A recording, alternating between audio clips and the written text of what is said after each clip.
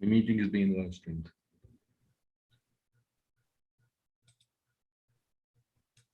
Okay. Football fans, Gooners of the world, this is Shatta and Ehab from the Uncensored Arsenal and today's version of the weekly Arsenal show, where we will preview how Arsenal should or how Arsenal shall or should beat Norwich.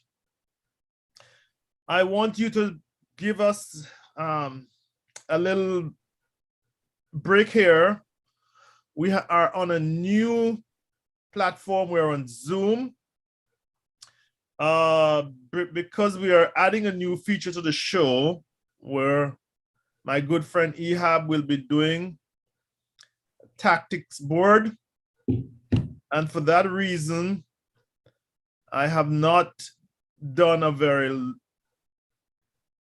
I suppose you should call it a very loud promotion of this show. This is a very soft version, soft promo, until we are able to iron out the kinks. Ehab, welcome. Hey, how's it going? It's been a very testing week. I got the writing bug back. I wrote 2 blogs, one of which was to critique Mr. Edu's press conference or interview with the Sky Sports. Yeah, I've seen that. That was a disaster, actually. It was, and essentially he apologized for coming for the club coming 10th. Yeah. Which is in total contrast to what we were sold 3 years ago at the demise of Wenger. But then I did a follow-up, which went down like a lead stone in a lake, to show that Edu has been a disaster. Everyone wants to beat up on Arteta. But under Edu, we had the firing of the scouts. Yes. And I'm just highlighting it. And then 9 months later, he has to recruit the scouts via an agency. You know the agency is coming with money. Why didn't you apply? And then, but not only that, that September of 2020, he was deep in recruiting Willian. Yeah. He was, he was the biggest advocate along with Arteta. And essentially, Willian was supposed to replace Ozil. Mm-hmm. And coincidentally, they share the same agents, Kia.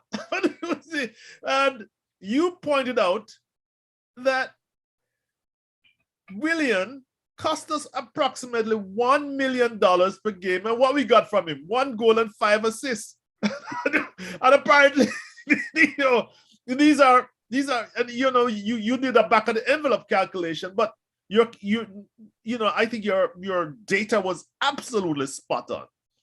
Mm-hmm. And so people love to beat up on Arteta, but this guy, and I don't have anything personal against him. He had a very long journey, the first ever Brazilian to get a Premier League medal and an invincible at that. But he has been a disaster for this club. And before we go on, I don't know if you agree with me. Yeah, of course. I mean, Willian wasn't a bad signing. It was a bad contract. Yes. So much money at that age. $10 million signing, $200,000. They had no idea if he's going to fit in our system or not. They had an idea that maybe he will fit in our system because he's a playmaker from the wing. And yeah, I mean, if you wanted to do that, you would have just, kept, Mkhitaryan, which is a playmaker from the wing. And he's younger than Willian, and he's playing for the team already. You don't have to convince him to pay any agent fees. Yes. But they went into that and they were convinced that this guy at 32 years old is going to carry the team, which is stupid. It's totally stupid. It's a risk. But and then they're selling, and you and I commented on it before, that he simply left $20 million on the table. And I'm like, is this the money that Ozil left on the table when he went on loan to Fenerbahce? I find that hard to believe. And you work with agents, and you are just as credulous as I am. Possible. I mean, you don't even have to look at this Kia Jaborchian to know that.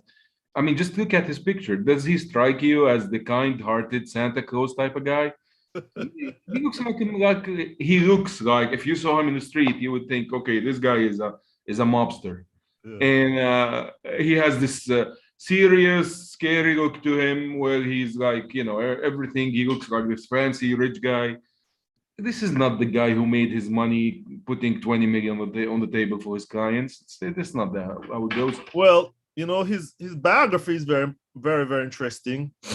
He's somewhat of a refugee from Iran before the Ayatollahs took over. So this guy don't have anything in common with the theocrats that run Iran. Well, the other thing about it too, and before we, this is connected to what we're going to talk about. What we're going to focus on, by the way. But I understand that somebody said on Twitter that he is the agent for Odegaard, and I know a group, Uncensored group, I asked if anybody has an evidence of this. I suppose there's a place where you can find out who is the agent, but I would not be surprised because, he is on the inside. This is the problem. Wenger refused to have agents on the inside. He's on the inside, and he knows all our moves, and he's able to profit from them. We have done $300+ million in transfers over the past 3 years, and you've estimated that the agents have made between 10 to 20%. That's a lot of money. Don't you see the point I'm making, Ehab? It's true. This is actually what's his name? He's a famous agent, Smith. I forgot his name. Something Smith. He's an English guy. He's a famous agent. He was an agent for a couple of our players for a while. I can't remember the name. I've met the guy, and he's always liked Arsenal because he was a friend of Dick Law, which used to be our scouting chief negotiator, yes. And he understood that he hated United because they always had a super agent to deal with, like Mendes or Raiola. Yes. Those two agents rule everything in United. They are going to bring their agents, and United rely on them to bring the agents because they're highly marketable, Yes. Paul Pogba is marketable. They didn't buy Paul Pogba at 22 for 90 million because of his talent. Because, under Mourinho, he's not going to be a good player. But they bought him because he's marketable. Manchester United is the most relevant team, and they were outside of the top four. They were a bad team, and they wanted to stay relevant. So they needed to buy the bigger names, bring the big name manager like Jose Mourinho, make the Manchester derby about Mourinho versus Pep, right, and get things around. And this is what happens. You always go to these. They always go to these agents, and these agents recommend people. Even they recommend people that are not the agents. They would say, "Okay, I have a friend. He has this player. He's a good player. Why don't you go buy him?" And that's why you see all of this unexplained deals, like this.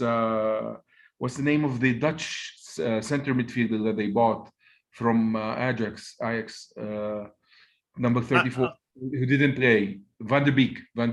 Okay. Well, yeah. He didn't play. You're right. They bought him for 35 million. They still used him. They used him like 10 games in 2 years, and you have no idea why. But the thing is that the manager did not want him. Yes. The agent recommended him because he's a good signing, and the management listened to him. And this is what happens in so many places around the world, like Real Madrid or Barcelona. But at Arsenal, this was never the case. Right. And I hate how quickly it transformed into this. My theory is that the agents, the entire media, but the agents and all of them were, the agents in particular, saw our Arsenal sitting on $400 million or $300 million in cash, and they needed to plunder this. Yes, and they needed to get Arsene Wenger out of the way because he knew how this business worked, and they did. They knew that it doesn't matter how much money Arsenal is going to make or how much money Arsenal have to spend. None of them were going to get any of it unless Wenger really wanted the player, and Wenger was never going to pay so much money for a bad player. And so yes, and that, of course, and so they, and I remember in the campaign against Wenger, certain ex-players who were very close to agents were very, very vocal that he had to go. And I'm not going to call any names, but a certain famous striker, who is always wrong, was very much in bed with certain agents, and he never missed an opportunity, professing his love for the club, but pecking away at the boss, as he used to call it. What they have done is going to take us straight down into today's show. Mm-hmm. And both Mr. Edu Gaspar and Arteta yesterday in his presser made the point that they have gotten rid of 20 players over the past year and brought in 10. Yeah. So, I have kept saying to people, kept saying on this platform, and Arsenal and Edu and the whole crowd, including Mr. Josh Kroenke, the feckless one, have done exactly what the mainstream media recommended, did exactly what the big bloggers recommended, did exactly what most of the big tweeters or tweets recommended. They got rid of the Wenger players. And where are we today? Are we in a good position to play Norwich? And I'm going to tell you something. My good friend Shard has done his preview already, and he has demonstrated that there's Norwich and ourselves are on the same points, but their XG is higher than us. Their XG against is lower than us. And there is good reason why we are at the bottom of the table. Now they scored one penalty, but he's talking about non-XG goals. So have we become a better team with all this buying of new players and shipping out 20 players?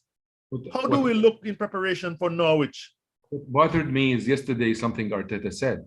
He said that now we are ready to take off, like to go. Now we have set up a team. Sorry, no. That one I didn't catch that one, but you have me there. He said we are ready to take off. Now we are ready to go forward with our plan. Now we are set up to go forward with our plan, which is stupid because we play in Norwich. We expected to win. We should win the game, he says that we win the game and all the PR comes out. It's like, Arteta said we are ready. Then we play Burnley next. We could win or draw. We're supposed to win. Yes. And then anyway, I've said it over before.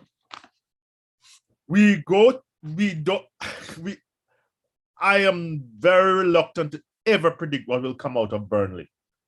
I'm telling you, I'm very serious about it. What scares me is if we lose tomorrow to Norwich, and I don't think we will, and I hope we don't win. I can't say it with God. We can't even say we will beat Norwich with confidence. You're right. But we're supposed to be like, it has to be 3-0, at least 2-0. Yes.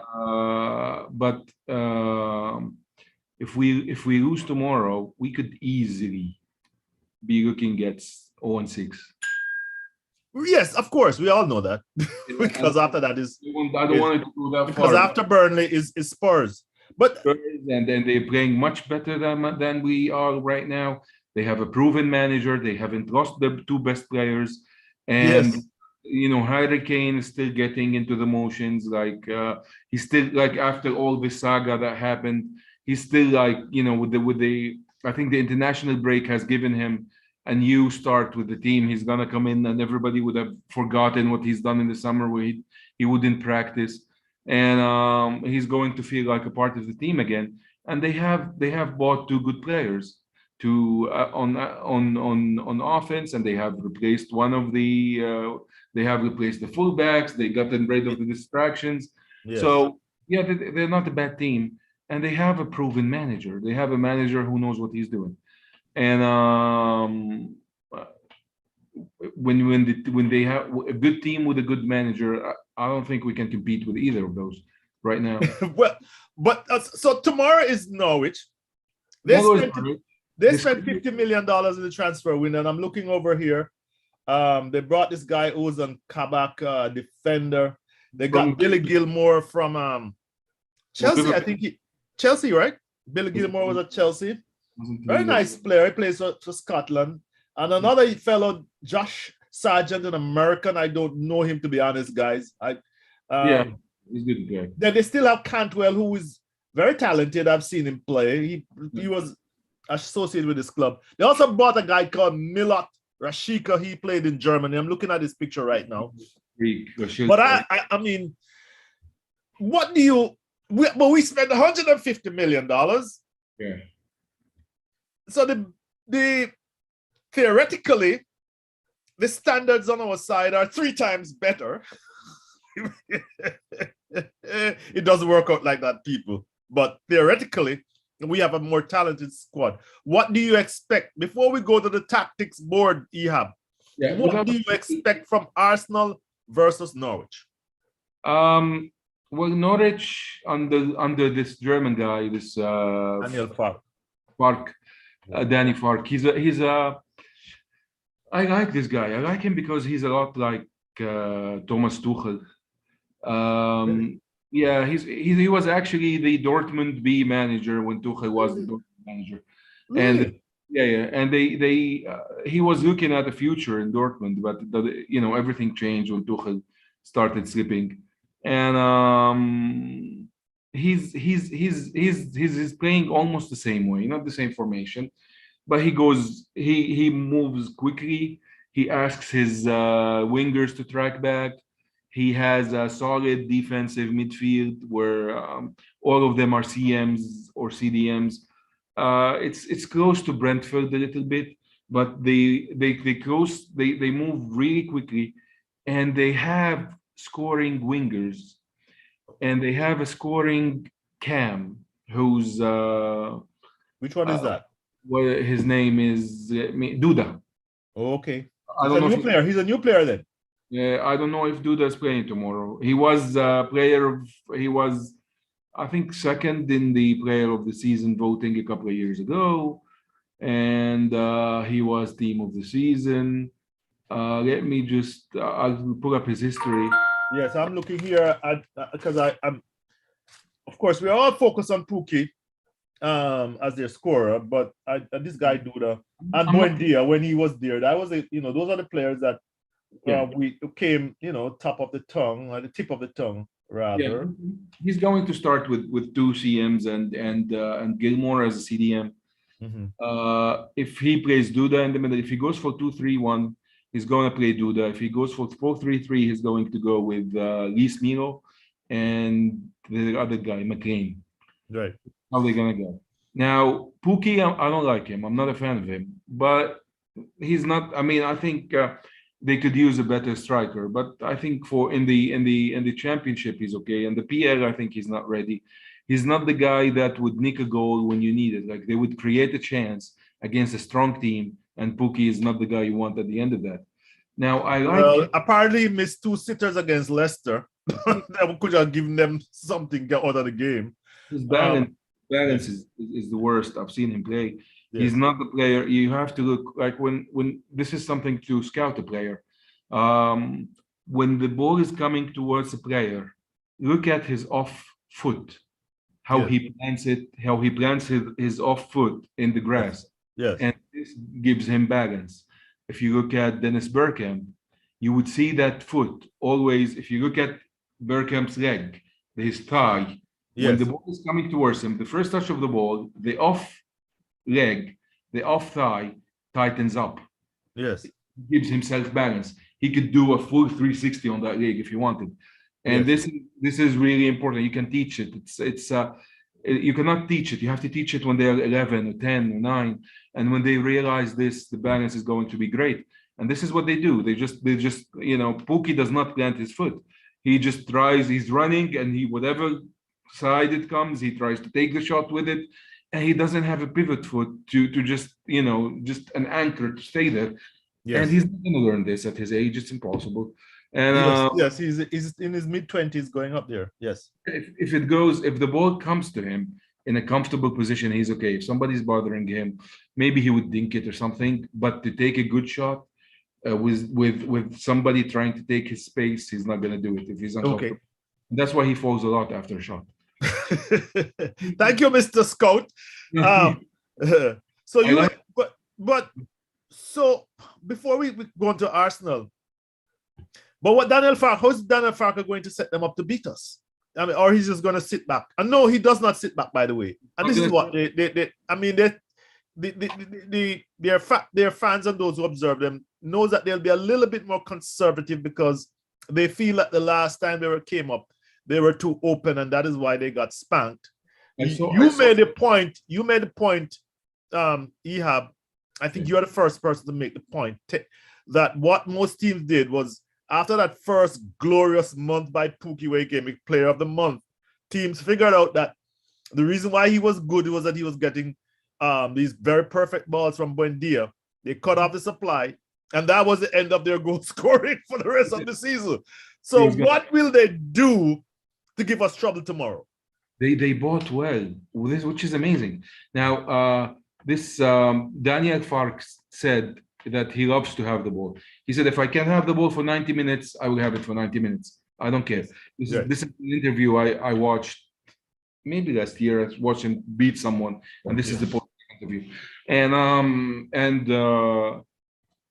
they bought Rashilka is really underrated. He's going to look like. I know nothing about the player.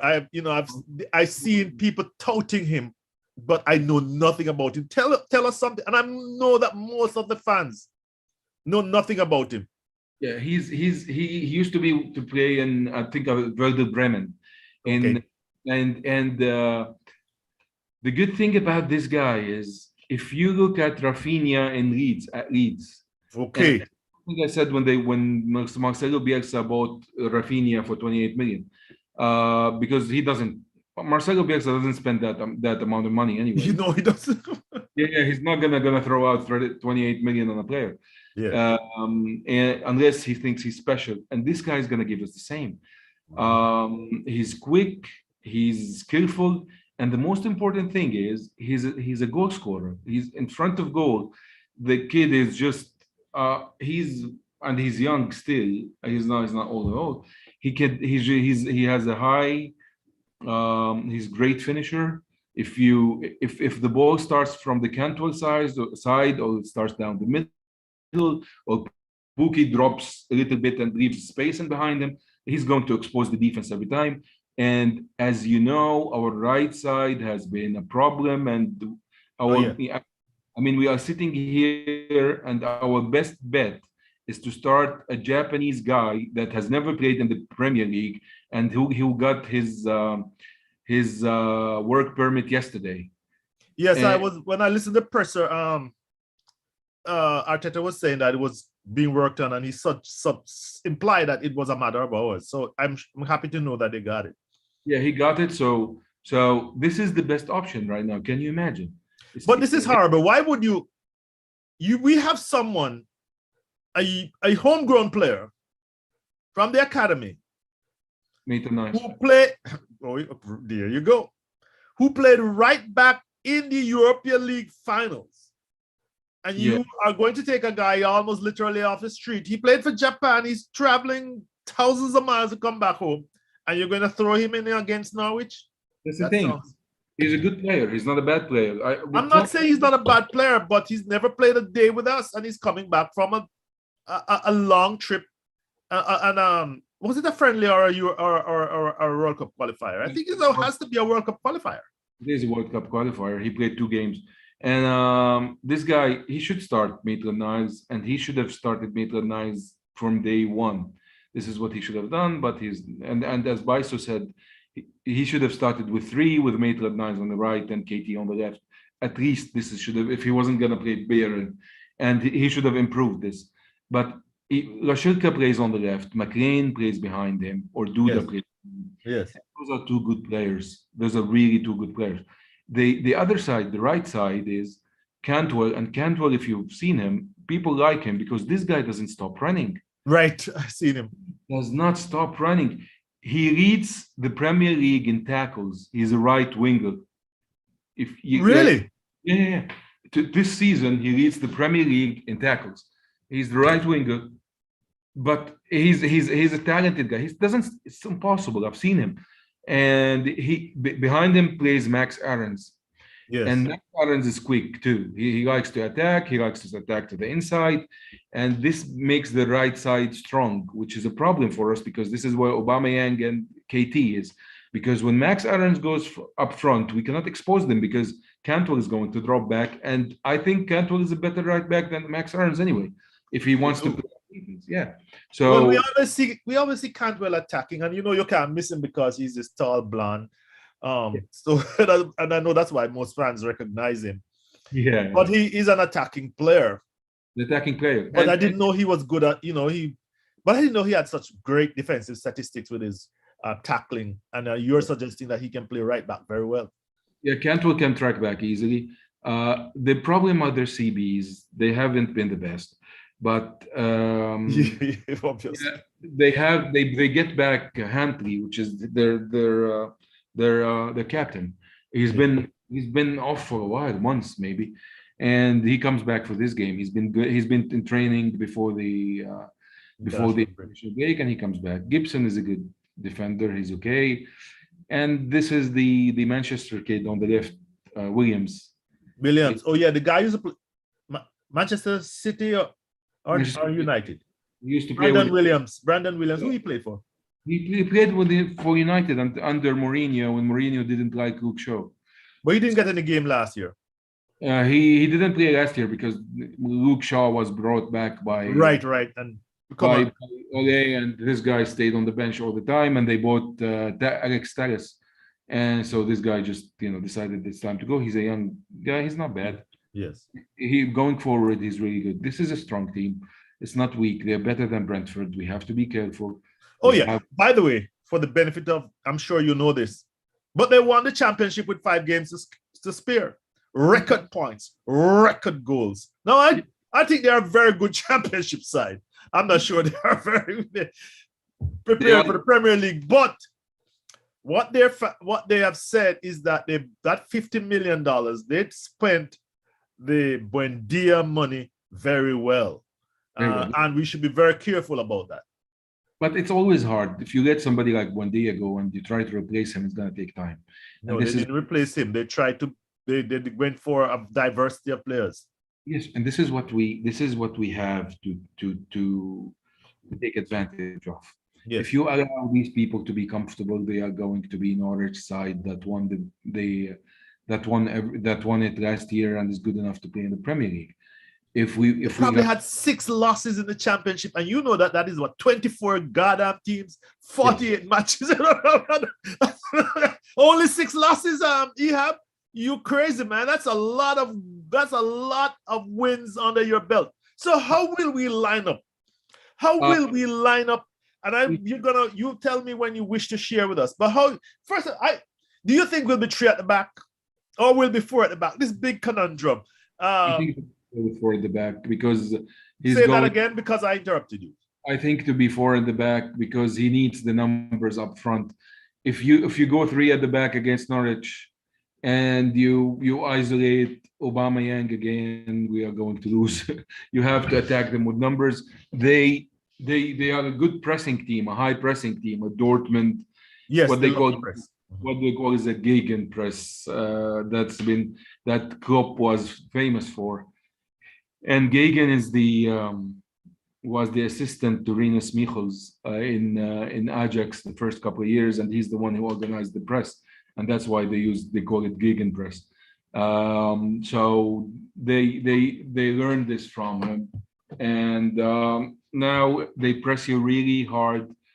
They're a good high press team. They want to keep the position. They want to have more of the position. That's why we need three in midfield. You cannot go with three at the back. So you can keep the position, especially with Chaka out and Party and Lokongo in there.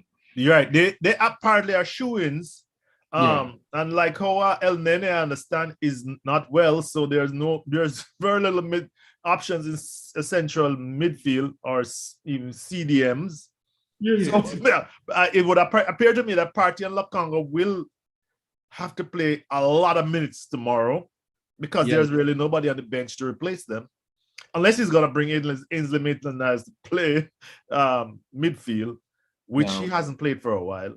I think when he was at West Brom last year, they brought him on in midfield. They played him a variety of roles actually. And then we will. So it's going to be attacking midfield of ESR and Odegaard. I hope so. That looks like a shoe-in. I hope so. I hope he plays ESR on the right and Saka on the left, with Odegaard in the middle, with Okongo and Partey behind them. But I doubt he's going to do that. He's going to start with Saka and Aubameyang with Lacazette up top, and ESR or Odegaard as a number 10. Oh, he's gonna be one of both. Yeah, it's going to be one of both. I think this is what do. I haven't heard many people say this, and I have, because I do this show, I kind of surf and look at all these people on YouTube running their mouth, and one of the things that I'm expressing their opinion. I redraw that people expressing their opinion. Everybody's free to use YouTube. We do it, but I think the difference is that, and I'm flattering the show and flattering you, Ehab, is at least we have an informed person here. At least a person with experience. This is a drawback. But you're saying that you don't. Sorry. I think this is a drawback. If I was wearing some kind of headband and screaming my ass off, you would have had more viewers for sure. But trying with a Jamaican accent, an English Jamaican Cockney accent. Any accent would do. Or a Turkish accent. Yeah, you have to say fucking shocking 20 times in a row. Yes. But can you bring your tactics board, share your tactics board with us, because this is the added feature that we're bringing into this to add some value to the show. Yeah. Okay. This is where we are. This is us. The red here is Arsenal. Yes. And I haven't set it up, but it's as close as possible. This is the 4 at the back, 2 in the middle. And the 4 at the back will be Ben White and Gabriel, you think? Gabriel Mari or Gabriel Holding. I don't think it. I think if he plays Ben White, he's going to bench Holding.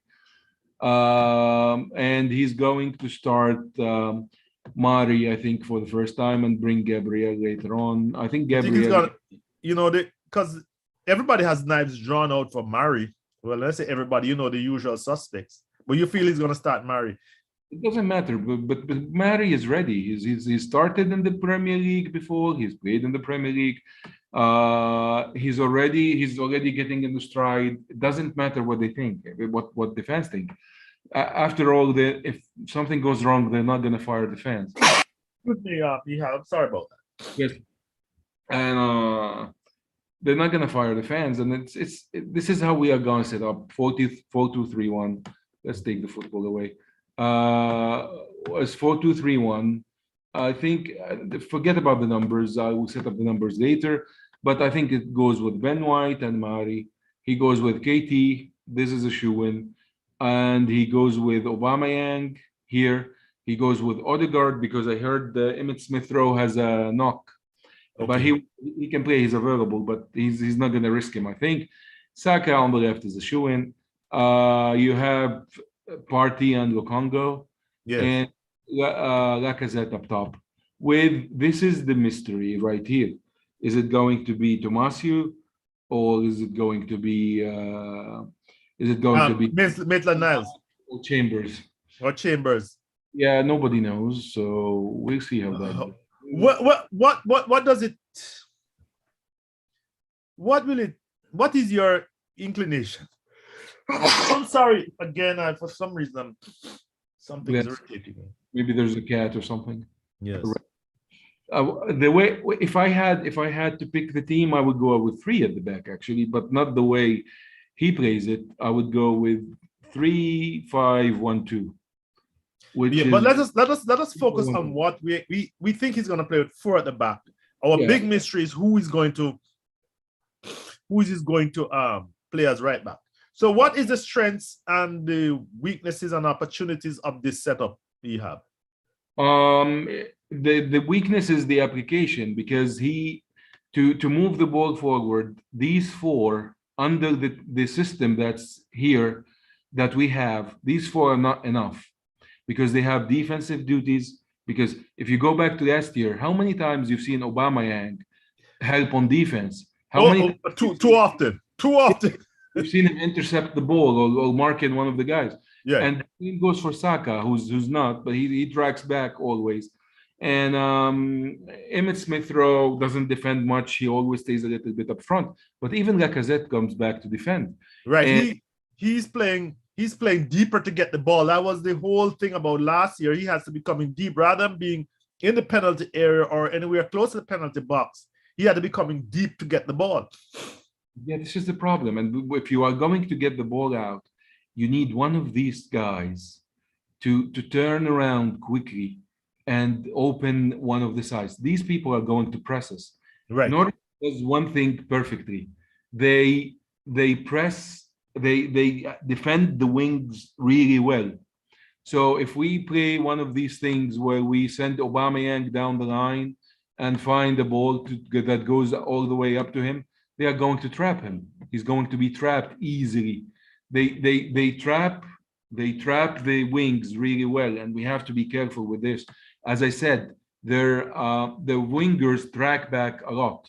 So when Aubameyang gets the ball here, he's going to have Max Aarons, Cantwell, and their CDM just surrounding him within 3 seconds. 3 seconds. 1, 2, 3, he's surrounded. If he doesn't do anything, if the rest of the team doesn't show up in that time, he has his best case scenario, his best option would be to find Kieran Tierney just back around midfield, just go back to Kieran Tierney, and just to keep the ball, and which is useless because I mean, why do you play a long ball if you are going to bring it back? Just right. Just build up nicely. Yeah, just build up nicely and wait for your players to advance, and you will have more numbers to attack. You would risk that the other team will be back on defense, but I mean, if it's the best you can do, then it's the best you can do. You're saying the weakness of that 4-2-3-1 setup, is it 4-2-3-1? It's 4-2-3-1, yes. Yes. The weakness is that we don't apply it on the right way because this is, I'm going to do something that's like, usually we advance the ball to one of these guys. Right. When the ball gets here, usually there are people waiting to trap Xhaka or Lukongo, so that's why we see this pass and we see this pass. This is the first thing we do. Now, after this pass is done, we have options because Saka is going to be here and he has one person. Saka is usually one. Saka is here, will be here, and the ball will be here.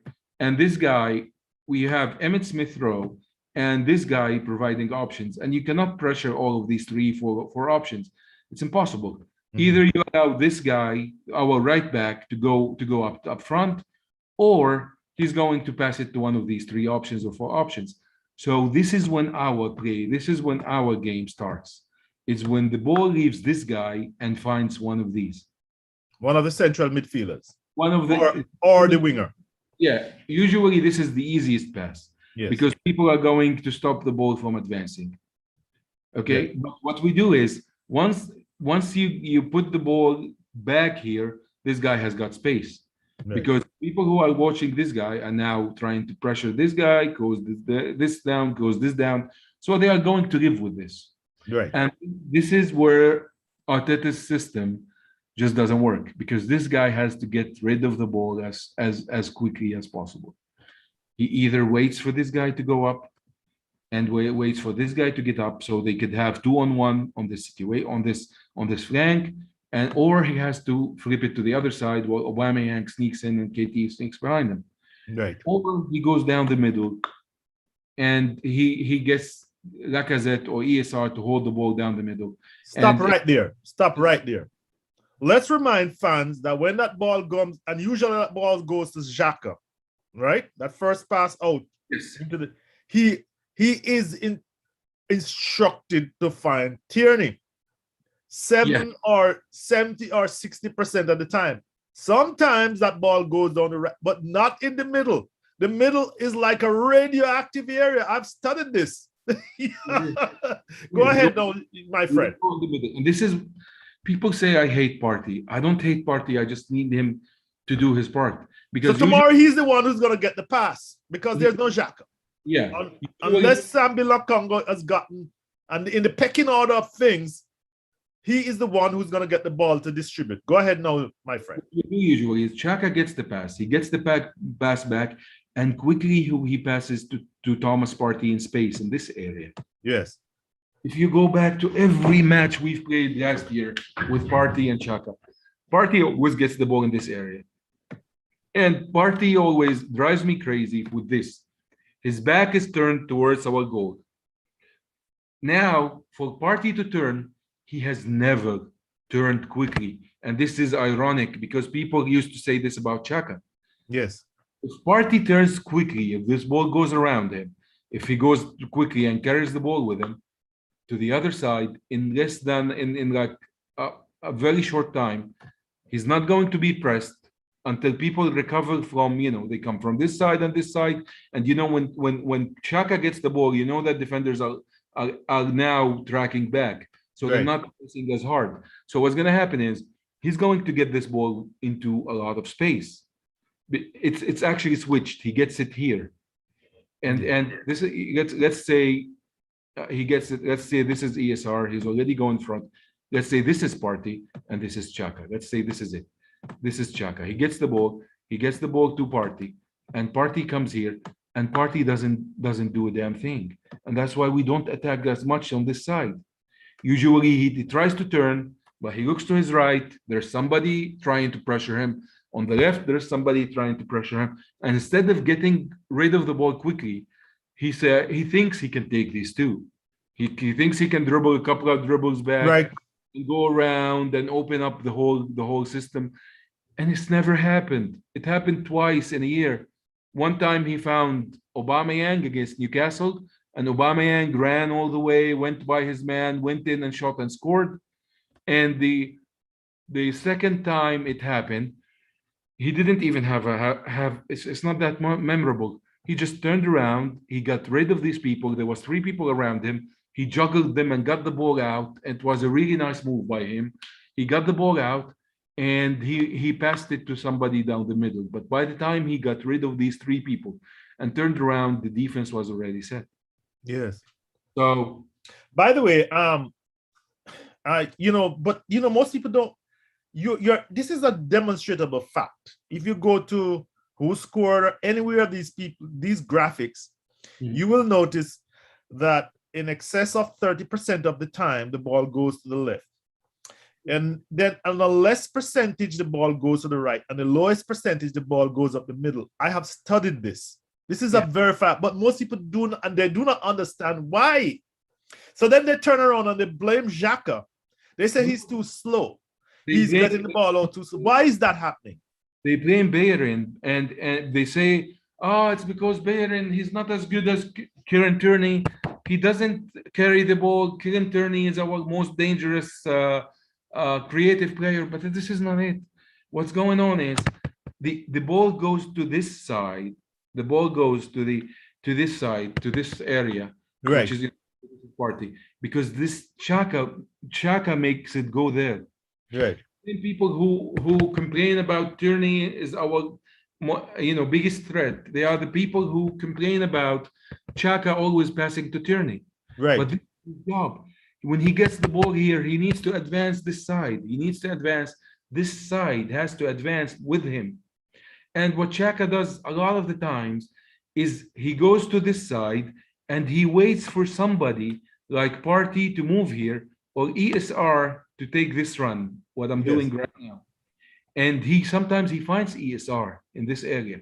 Yes. But what he does is he never finds Party down the middle, because Party again is almost lost in this area. And you remember when Party got his only assist of the season, I think Yes. against Brighton, and Yes. they mic'd up Chaka, and Chaka was playing left back at the time. He was marked as left back, but he wasn't playing left back. He was playing in this position, and Chaka was running in this area. Okay, he was trying to direct traffic here. He gets the ball back, and he's all the time he's screaming, "Stay there, come here! No, no, wait, Thomas, wait!" This is what he's screaming at, and he sees Party in this area. Chaka gets the ball. This guy comes to pick up Chaka. Chaka finds this guy. This guy has to step up. Lacazette slips between these two people. Right. And I remember that. Party finds an amazing pass here to Lacazette to just finishes. Of Yeah. course, the defense was a little bit up, but this is the thing. Party is the reason the system is not working. He has to learn, and they are blaming everybody else because Party is a 50 million new bike with a new player smell. Yes. You know, Yes. we cannot blame him because he has a good FIFA card. He used to get good at Atletico Madrid. He plays next to Chaka, who's a scapegoat. So we have to blame Chaka and praise Party. There's a lot of tweets on my timeline that's going, if only Party had a decent partner in midfield. Right. I've seen that. Yeah, and everybody's talking about this. Now, what Arteta did, and this is what scares me this year, and this is what makes me think that we are going to get the worst out of this year. What Arteta is doing, because these people are getting trapped, which is Aubameyang, Kieran Tierney. Right. They are getting trapped easily. Kieran Tierney, Saka goes up top, Chambers or whoever this is. They get trapped easily with these people. He's trying because the defense have figured if you trap the sides, we can stay Arsenal. The ball will never come back from the side to here, to the middle. Yeah. Even Smith Rowe is going to the sides to help with the ball. And the ball, if you trap them really badly, the ball is never going to come back into the middle. Lacazette is going to be stranded between two big defenders, and he's not going to do anything with that. The only option is either for somebody to make a beeline and drop a cross, play a cutback, or he thought about something. Why don't let these two guys go up front, both of them? You mean Party? You mean the Party and Lokongo? Party and Lokongo, and this is why this is what people like Lokongo, because he's giving the new instructions. He carries the ball forward. And this is scary as hell because of that big, I see a big gap in your tactics board. You do this, if you see this area, of course, these two, our defenders are now standing here. Yes, they press up, right. This is why every time this team plays a long ball, our defenders look stranded. They have a lot of space, and every time we lose the ball, it looks like we're being countered. We've seen it against Brentford. We've seen it against Chelsea, and Tuchel played in a masterful way. What Tuchel did is he always attacked from this side. Chelsea, they attacked Marcos Alonso. What's the name of the winger here? Not Pulisic, the other guy. Not Havertz, the boy from Germany. Werner. Werner. Yes, I'm always forgetting his name. Yes. Werner is the one who does the running on the left hand side. Yeah, this is what they started from, and he had Reece James, who's a defender. Yes. But whenever we lost the game, whenever we lose the ball, he's the first one up the field. Yes. And Lukaku is already here, so Lukaku would go up front. You have Werner attacking, and there's two people here running back. And on the other side, we have Tierney chasing Reece James. Right. And now you have 3-on-3. And 3-on-3 means that when Werner tries to find Lukaku, if Lukaku takes a good position and these two now track back. Now Marian Holding. you cannot leave Lukaku in single coverage. Nope. Somebody has to find, and this is what happens. And this is what he's done all first half. All they did, Werner ran with the ball. These people came back and they found Lukaku one-on-one with one of the CBs, and Yes. Kitty had to come help, and he left this guy alone. James, and with the freedom of the park to find either make a cross, or he banged in one, dribbled. Now, once we are still getting our shit together, Chaka did something which he watched their cam. I think Mount. That's why Mount wasn't, or Kai Havertz. That's why the cam was not very effective. But the flanks, especially in the first half, they killed us. Yes, I remember that. And Arteta is not good enough to fix this as a whole. There's something that's going on. Usually you go to a mechanic and you're hearing a sound in your car and he goes, oh, it's a fuel pump. But it's pumping fuel into the motor, and one of the pistons are not working. So I can oil up one of the pistons. And this is how they solve it. Yes. But the main thing is you have to change the fuel pump. You have to track back the pipes and go to the fuel pump. And Arteta is not good enough to change the fuel pump yet. So what he does is he oils up the piston. So he stopped KT from going up top. KT had a green light to go all the way to the byline. No, he's stopping. No, he's stopping just at the 20-yard line. Is that correct? Find a third and stop. Don't wait. Keep James in front of you so you can track back. Right. And what that happened is we created fuck all in the second half, because he's a big part of our creation. And you shouldn't do that. You should change the oil pump. He should have shifted the whole thing. And this is what's going on. And this is what Norwich is going to do. They are going to press us high. This is what they're going to do. And they are going to play the same way. They are going to beef this guy, Rashilka, and Cantwell on the other side, who's number 11. Cantwell on the other side, and Max Aarons. They are going to be a pain in our butt tomorrow. If we have I never thought of it that way. Fans, that is a long, but very, in my opinion, a very impressive tactical. Yeah. Of course, I would say it's impressive, but that was very enlightening, because I never thought of it that way. But Farke is a student of Tuchel. It's not student. It's just he was the Dortmund B manager when that guy was Dortmund A. He played in a lower league, but he probably was affected by Klopp, for example, by Jurgen Klopp. And the high press, the fast moving of the ball, this is something that we are that's our Achilles heel this year. What we have is this is what they're doing. We're pushing these people forward. We're pushing these two forward. So now in the past, Chaka used to help us a lot, because Chaka, if we lose the ball, Chaka would pass. We lose the ball. Chaka would try to stop the ball. The ball would go to the wings, and Chaka would be the first one in. This cross comes in. Chaka is the first person to intercept it. Yes. And attack. Now we are putting Chaka here, and it's impossible to come back. He has to run 70 yards back, and you have two quick wingers on the right and left, and you have a striker in the middle, just waiting for it to happen, just waiting for you to lose the ball. You lose the ball, the pass from here to here takes about a second and a half. To run 70 yards, someone like, I'm not going to even say Chaka, someone like Bayern or KT, to run these 70 yards is going to need about 6 seconds. Yes. So you're 5 seconds behind. Right. Yeah, even if you're as fast as KT, you're 5 seconds behind. Unless they fuck around with the ball here and cannot get across in at the right time, there's no way you're stopping this attack. Every attack on the wings is dangerous if we allow Lukongo and Partey to carry the ball forward tomorrow together. This is pure inexperience by the manager. and he has to figure it out. And the easiest way to figure it out is keep one of the guys back.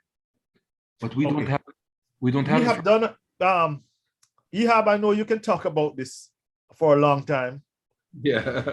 but this we've just about met our at the hour mark. We have to wrap this up. So you are very concerned as to Norwich's tactics might negate anything that Arteta does. If Arteta doesn't stop uh, advancing the fullbacks just looking to score, and advance both CMs just looking to create anything, we are going to keep getting exposed and exposed and exposed. Brentford created like 7 or 8 chances. They could have easily had 4 against us. Chelsea could have easily had 4 against us. Manchester City had 5, could have been 10. Leno was the star of the show, and they could easily be a problem. And if they But score, you're not wrong, I mean, those 3 games, the other teams poured in 55 shots at us. yeah, oh my god, 55 shots. oh my god, can Yes, you imagine? yes. And And do you know how much they had an XG, I mean, they're good teams. Let's say the 2 teams, Chelsea and Manchester City, an XG of 8. Then they should have been, if you see what I'm expected, 8 goals against us. I don't know. I think you're onto a point there. What is your prediction finally? I want us to win 3-0, but he has to start the right back that he's sure he's ready. And it's 2-0 or 3-0 Arsenal. He has to make sure that he starts the right back that's ready. This is the most important part. And he has to do what David Moyes does, advance one at a time and be patient. We're going to talk about that. We're going to get into some of these other teams, how their tactics are. That's what we're going to be doing. That's why I've been spending the entire week trying to get this. And I've gone on the Zoom platform, which doesn't have all the bells and whistles of the other platform I was using. But we're going to go into this because I want to tell you, Ehab, and the audience, whoever the few people are listening or watching now, I listen. You probably realize I've been tracking all these, not all of them, but there's so much ignorance. There's so much lack of basic football information. Yeah. And it just annoys me. Xhaka is scapegoated. Not Lokonga. Partey is the second coming. And when you look on it on the tactics board, because you went over this with me in our practice run, you see it's a deeper issue. We just do not play. We are not playing the right way. I mean, and I don't know. Tell you how it annoys me. It's just when people say unintelligible gibberish, garbage, and 1 point something million people eat it up. True. We've seen societies where people do totally irrational things, but we're doing totally irrational things at Arsenal. And if anybody that tells you, and before we leave this, anybody that tells you that the last 10 years under Wenger was a decline, you should run away as fast as you can in the opposite direction instead of running towards them. And this is what is happening. Ehab, your final word, please? Nothing. We have to adjust in the right way. And if we adjust in the right way, these teams shouldn't be a problem to us. They weren't a problem. They weren't a problem a few years ago, Ehab. 3 years ago, this was a banker. Actually, we lost games that we shouldn't lose, but not at home, Ehab. We lost 2 games at home in the worst year of the old geezer. This was a home banker. Tomorrow, we are quite concerned if we can win this game. There are other reasons why we lost away. This is what annoys me. True. Up to 3 years ago, Norwich at home was a banker. Tomorrow, we're going to that game concerned as to whether we will win and if the will be. If Norwich's tactics will be better than our coach's tactics, our manager. Come on. what I want people to understand is something that I take on Party. If Party turns around at the right speed, he has the whole field to himself, and he would have what's his name, Aubameyang running from the left to the inside. He will have Lacazette running between the two defenders, and he have Emmitt Smith Rowe, running to the pocket. And Saka, don't forget Saka making himself available. If he just all you need to do is they give you the ball in a position to see the whole field. All you have to do is be ready and see the whole field and make the right pass. And when he wanted to make the right pass, if you go back last year, he made more stray passes than any player I've ever seen play for Arsenal. He just throw the ball like long all the way out of bounds, like more times that I've ever seen. Yes, remember all those passes that flew over the line? Yeah. Probably talks about the shots that he missed that goes up the rosy, but the balls that never got to their destination half the time. Let us rock, because you're getting me more and more annoyed. It's the people that I see, and they have 1.2 million, 30,000, 8,000 supporters, and they repeat the nonsense. It annoys me. It is not factual, people. It has nothing to do with reality. And that is why I have the show and probably have 40 or 50 people, because the 40 or 50 people are looking at the game. And that's why I want you every week, people. I'm gonna have, and I'm getting heated here, but it is annoying. I don't know for. Yeah, I don't know. It is weird, actually. It's weird. They should have. I mean, people watch the game, and they should know the things that we're talking about.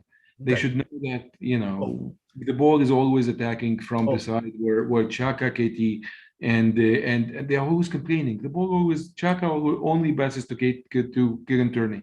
It's not like he's friends with Kieran Tierney and he just wants to pass to Kieran Tierney. He's gonna pass to everybody. But the thing is, this is the side where they do things right. Right. If you would right on both sides, then you are going to have attacks from both sides. You are going to catch the defense. Let me give an explanation. Fuck me. What kind of option is Chambers going to provide you on the right side? And he's the guy who's getting to play right back. People, be real here.